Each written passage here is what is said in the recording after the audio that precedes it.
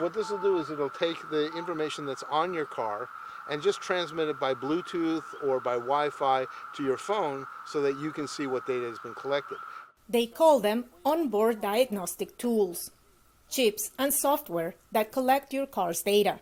Most think it's just for repairs, but that's actually just a tiny fraction of the river of data that today's connected cars store.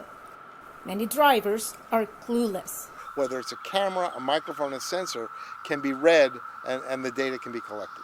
And that data presents literally a gold mine for advertisers, insurers, regulators, and law enforcement. Law enforcement, like U.S. Customs and Border Protection.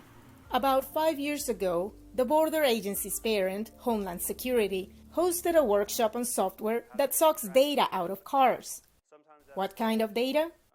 Your routes, when doors open and close, whether your hands are on the wheel, if you stop and when you go again, and where. In a statement to VOA, CBP confirmed it routinely procures digital forensic technology to examine evidence in its work to secure America's borders. The agency did not mention car data. There's a lot of personal data in them, and it has privacy advocates alarmed. In terms of CBP, unfortunately, they do have quite a bit of authority at the border, and I think this underscores the need for Congress and the courts to ensure better privacy protections through Fourth Amendment jurisprudence. The U.S. Constitution protects against unreasonable search and seizure of property, and the Border Patrol has caught flack for snatching computers and phones without a judge-approved warrant. But courts have disagreed about how far the government's power goes. The U.S., unlike Europe and other countries, even China, has a patchwork of federal privacy laws.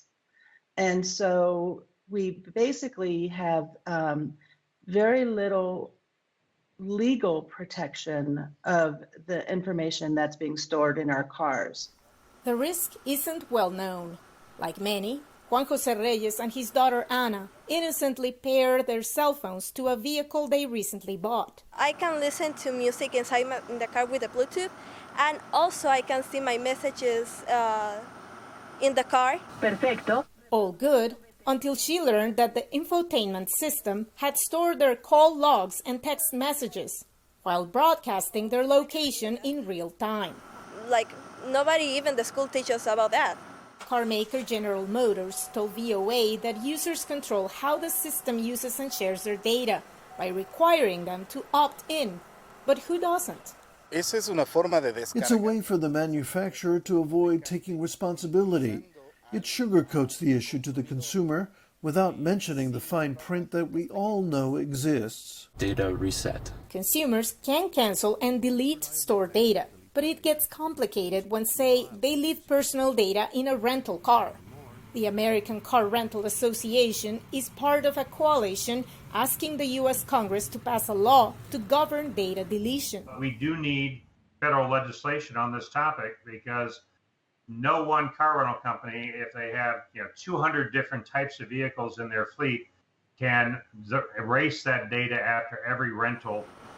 Juan Jose doesn't plan to opt out of his car's data collection. Still, he's worried about information he's left behind in other cars and the privacy risk from racial profiling.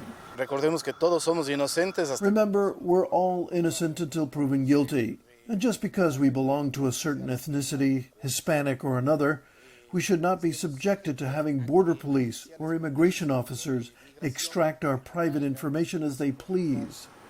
Veronica Balderas Iglesias for VOA News, Washington.